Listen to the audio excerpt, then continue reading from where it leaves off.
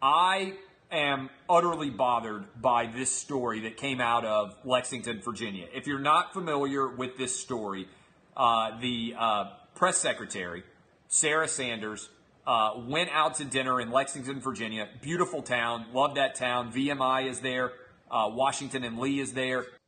But when I see Maxine Waters say, if you see anybody from that cabinet in a restaurant, in a department store, at a gasoline station, you get out and you create a crowd and you push back on them and you tell them they're not welcome anymore anywhere. You know who also made that argument? White people who were fighting the civil rights movement. We have ended up in a big circle where now there is zero tolerance for people that have a different opinion than you.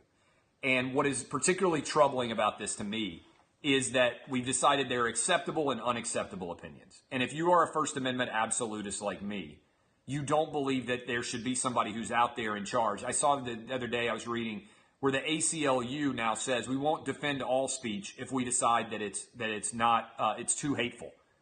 I'm like, are you kidding me? The ACLU, which used to defend all speech, has now got new maxims that they're following, where if they decide that the speech is too hateful, they won't defend it.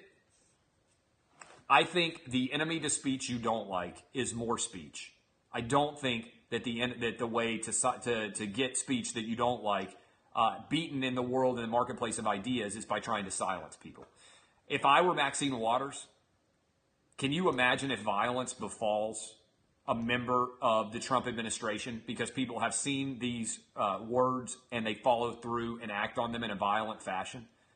I just think it's a bad precedent. I think it's bad to follow. People say, well, how come you criticize Democrats here?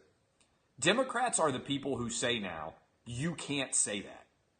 Republicans might disagree with you, but they don't say you can't say that and you don't have a right to have a job. We're in a really scary time in this country right now where we have progressed from I disagree with you and let me tell you why to I disagree with you and you don't have a right to your opinion and you don't have a right to have a job.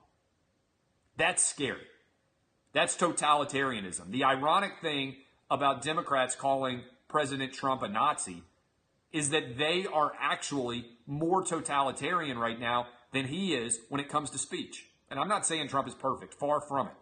But when you say, not anymore, I don't like, if I say something and you disagree with me, you are certainly welcome to disagree with me. But saying, I disagree with you and here's why you're wrong is fundamentally different than I disagree with you and you don't have the right to have that opinion anymore and you don't have the right to have a job, which is what I see happening all the time now.